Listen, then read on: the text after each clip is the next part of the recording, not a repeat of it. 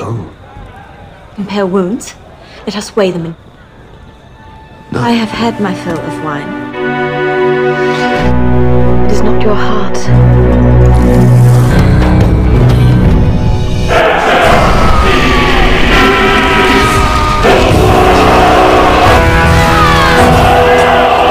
There's one battle! It stands between us! Yes. Demand a beat! Who shines them?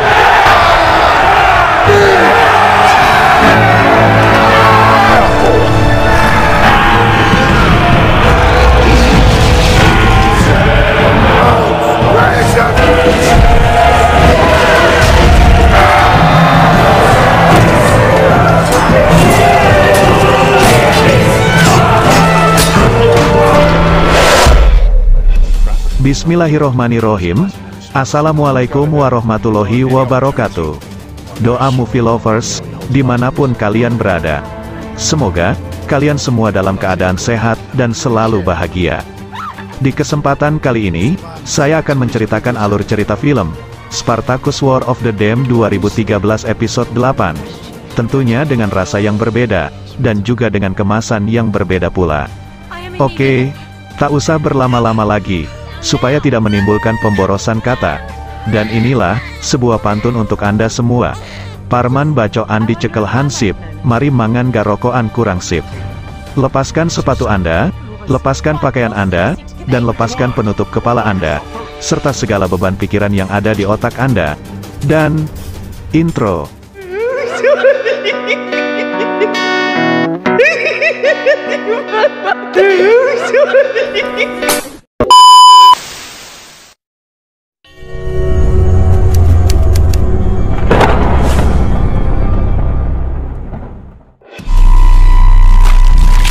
Di episode kali ini, diawali dengan diperlihatkannya Spartacus, yang sedang mengawal dan melindungi para budak, di sepanjang perjalanan mereka. Setelah itu, terlihat Agron yang menghampiri Spartacus sembari melaporkan, jika para pasukan Romawi telah bersiap lagi di posisi depan. Lalu, Spartacus dan Agron pun segera beranjak pergi, untuk menyusul Crixus dan yang lain, yang dimana mereka sedang berperang, melawan para pasukan Romawi itu.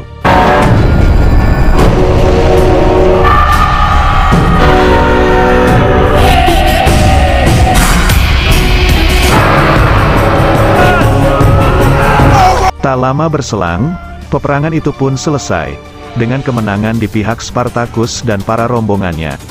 Akan tetapi, di sini ada salah satu prajurit Romawi, yang sudah terlihat sekarat.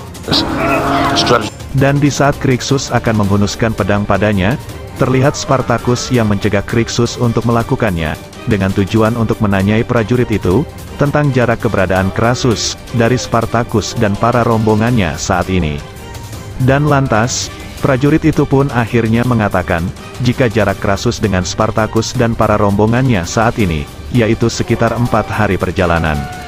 Dan tak panjang lebar, akhirnya Crixus pun menghabisi prajurit itu. Inna lillahi, wa inna ilaihi roji'un.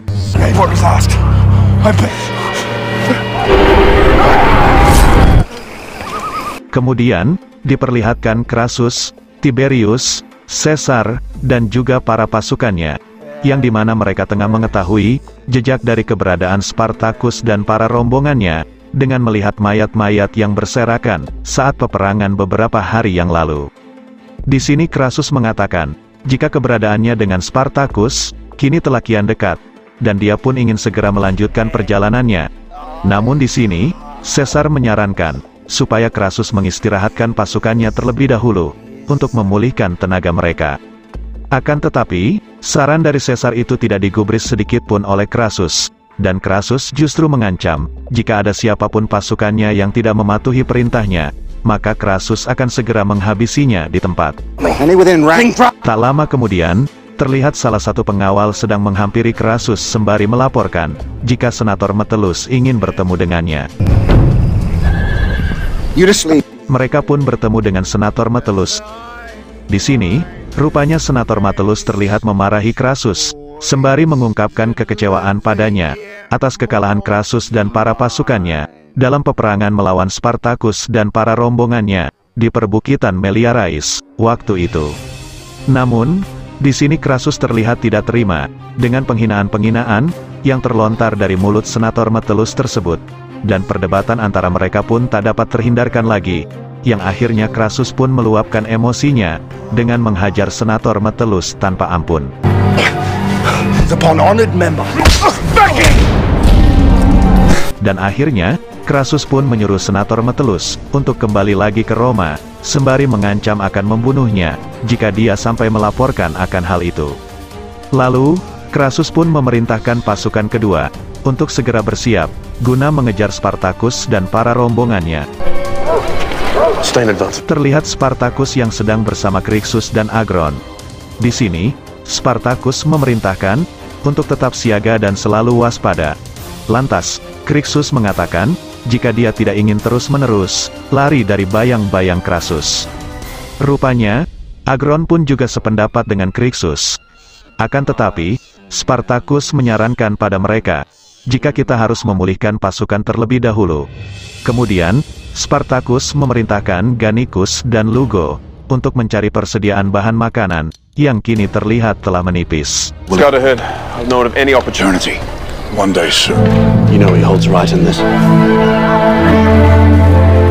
I will not see you go between them. Terlihat juga Nasir, yang sedang berbincang-bincang dengan Castus, sembari mempersiapkan bara api untuk membakar hewan buruan mereka. And do I mistake? Gratitude. Kemudian, terlihat juga Agron, yang sedang membantu Laeta untuk mendirikan tenda, sembari mereka berbincang-bincang di tempat itu. Dan di waktu yang bersamaan, terlihat Kore yang mengatakan, jika dia butuh bantuan. Rupanya, di sini ada salah satu dari para budak wanita yang hendak melahirkan seorang bayi. Akhirnya, proses persalinan itu pun dibantu oleh Kore dan Laeta.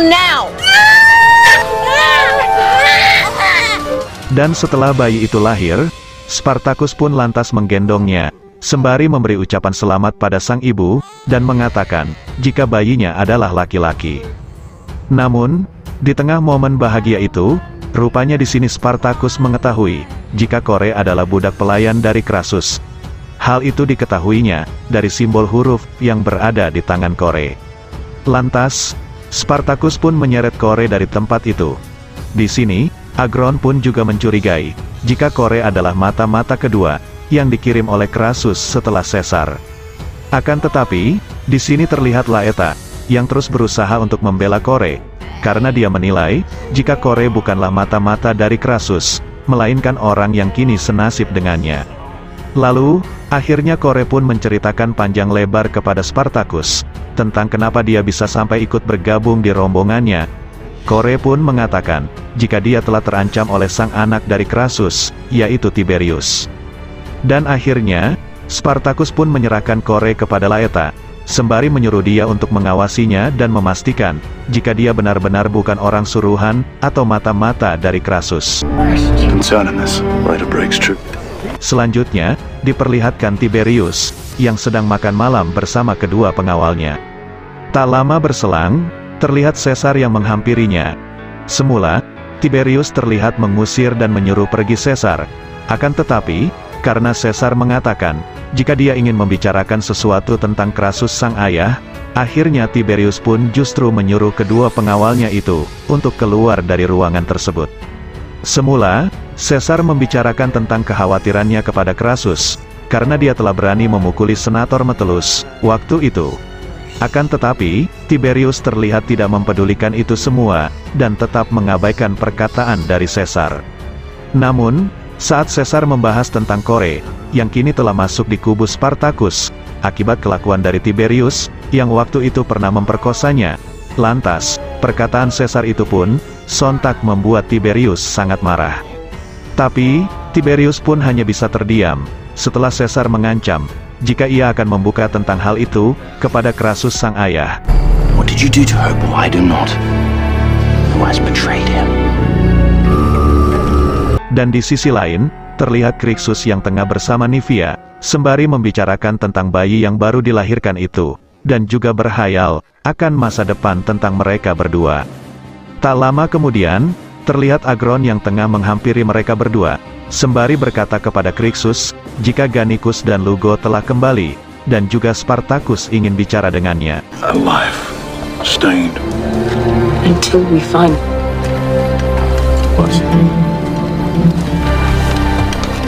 Di sini, lagi-lagi terlihat Spartacus dan Crixus, yang masih saja berselisih faham. Rupanya, Spartacus ingin menunda peperangan, hingga menunggu saat yang tepat, supaya korban tewas di kubunya tidak semakin bertambah.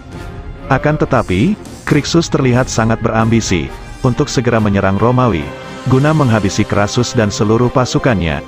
Dan karena melihat Crixus yang sudah sangat haus, akan pembalasan itu, Spartacus pun tak kuasa, untuk menahan niat dari sahabatnya tersebut. Forever lifted. Defend the city. You would strike at Rome. The Republic quiet. And rest. That a trembling hand can become a fist. Lives. And we can... It was simpler between us. Vengeance. We have fought. Akhirnya, Spartacus dan rekan-rekan yang lain menyerang salah satu villa yang menjadi markas pasukan Romawi.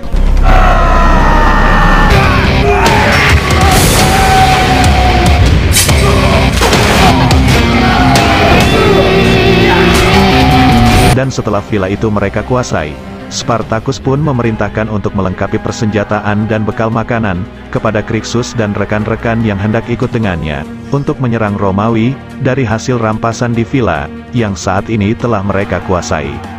Dan selanjutnya, mereka pun berpesta di tempat itu, untuk melepas kepergian Crixus dan semua rekan-rekan, yang akan ikut serta, dalam misi penyerangan Romawi pada esok hari. Di tengah-tengah pesta itu, terlihat Gannicus yang tengah bermesraan bersama Sibyl. Rupanya, di sini Saksa yang selama ini menjadi teman kencannya, ia pun telah mengetahui hal itu.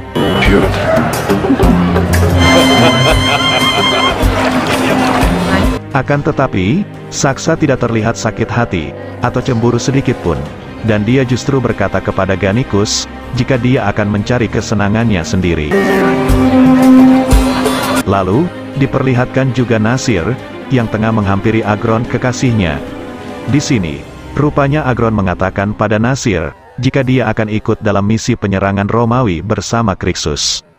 Akan tetapi, alangkah sedihnya Nasir, hingga ia pun melarang Agron untuk ikut dalam misi tersebut. Dan karena berbagai alasan, akhirnya Nasir pun bisa mengerti akan hal itu. Heart will never beat for another. Is it the skills to aiding Spartacus, joy that yet may be found on the remaining words? They will fall upon our... Terlihat juga, Spartacus yang sedang minum, sembari berbincang-bincang bersama Crixus, sebelum ia melepas kepergian sahabatnya itu, dalam misi penyerangan pasukan Romawi. I would restore.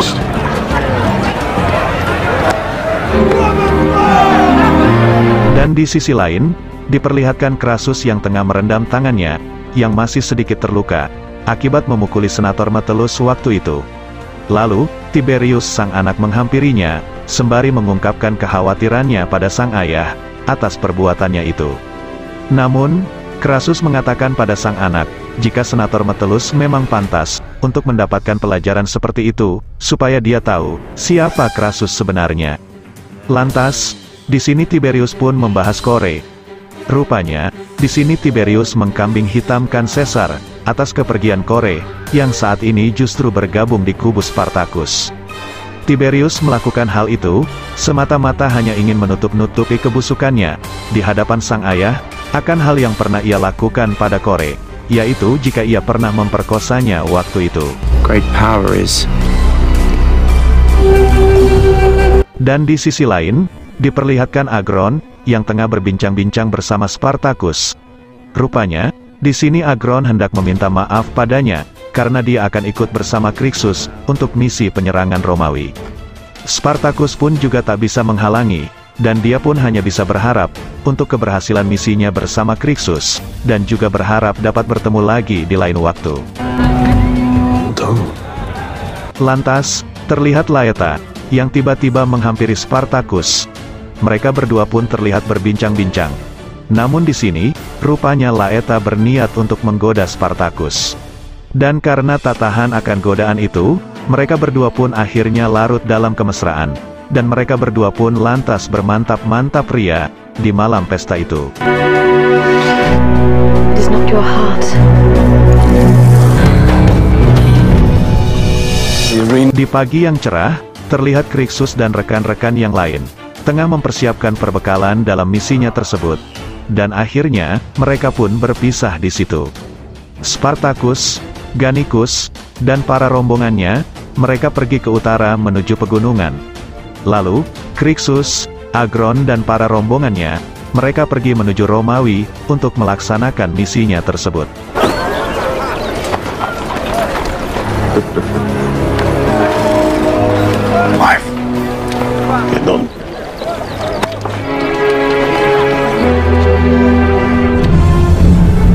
Di sisi lain, terlihat Crassus, Tiberius, dan Caesar, yang rupanya mereka telah mengamati dari jauh, akan pergerakan Spartacus dan yang lain. Di sini Crassus mengira, jika Spartacus telah membagi kekuatannya menjadi dua bagian. Dan lantas, Caesar menyarankan, untuk menghadapi Crixus, guna menyelamatkan Romawi. Akan tetapi, Tiberius justru menyarankan, untuk memburu Spartacus saja, yang terlihat bergerak ke arah berbeda. Hal itu pun sempat membingungkan Crassus, yang dimana saat itu, dia hanya bisa terdiam dan berpikir. Fucking sense. We cannot turn on Kore. Setelah itu, di belakang Crassus masih dilanjutkan, dengan perdebatan antara Caesar dan Tiberius.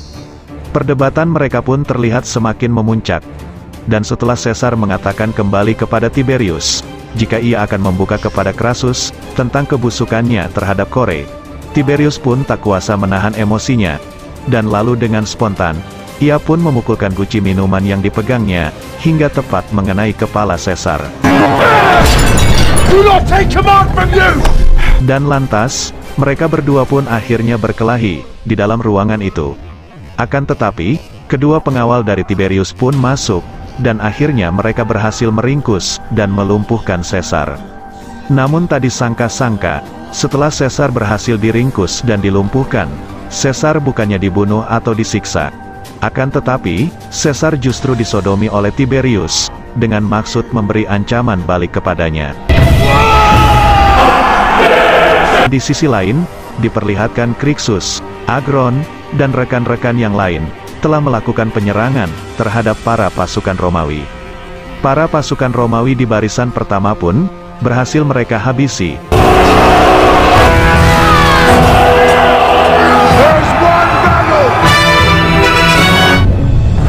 Dan di sini, terlihat Crixus dan rekan-rekan yang lain pun, begitu antusias dan bersemangat, untuk melanjutkan ke pertempuran berikutnya. Stands between us!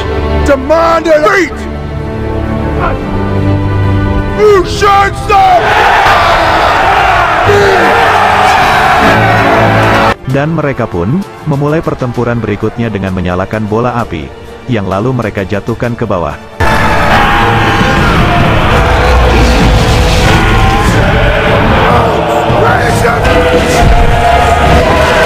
Bola api itu pun memporak-porandakan barisan para pasukan Romawi tersebut. Dan tak lama berselang, barisan kedua dari para pasukan Romawi itu pun berhasil mereka habisi, dengan menewaskan Arius pimpinan mereka, dan seluruh pasukannya.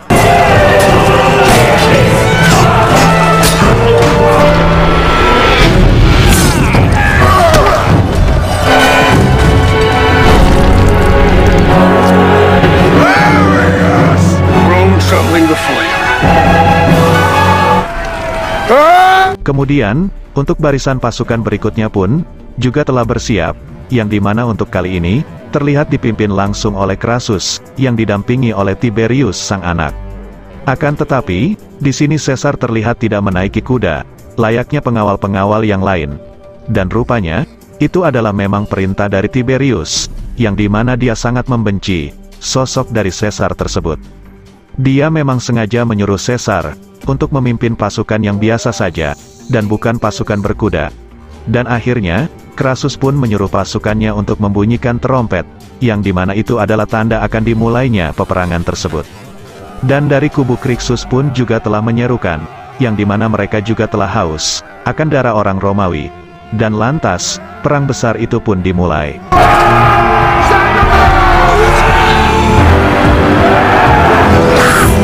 Di sini, terlihat Crassus yang sempat terjatuh dari kudanya. Akan tetapi, dia pun berhasil menyelamatkan diri.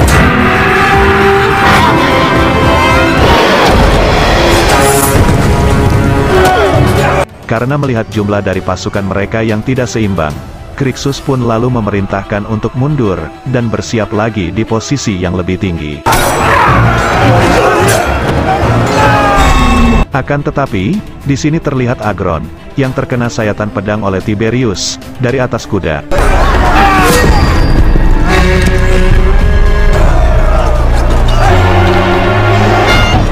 Terlihat juga Crixus, yang terkena sayatan pedang dari Caesar. Dan Nivia yang berusaha membantu kekasihnya, akhirnya ia pun juga dilumpuhkan oleh Caesar. Akan tetapi, di sini Crixus masih berusaha untuk menghadapi Caesar, dengan sekuat tenaga, meskipun dengan kondisi terluka. Dan ketika Crixus mendapatkan kesempatan, untuk membunuh Caesar dalam pertarungan mereka itu, tiba-tiba dari arah belakang, Tiberius menusukkan tombak, tepat mengenai punggung Crixus, hingga tombak itu pun menembus di dadanya. Nivia yang hendak menghampiri kekasihnya, yang tengah sekarat itu, ia pun ditendang, dan lalu ditodongkannya pedang ke leher Nivia, oleh salah satu tentara Romawi di situ. Silence! Oh! Fucking woman! Defeated by my... Lalu dengan sombongnya, Crassus pun menyerukan atas kemenangannya itu, di depan seluruh prajuritnya. Dan singkat kata, akhirnya Tiberius pun menebas leher Crixus, dengan pedangnya itu. Inna lillahi, wa inna ilaihi, roji'un. Sementara, Nivia sang kekasih yang menyaksikan kejadian itu, dengan mata kepalanya sendiri, ia pun hanya bisa menjerit dan menangis melihatnya.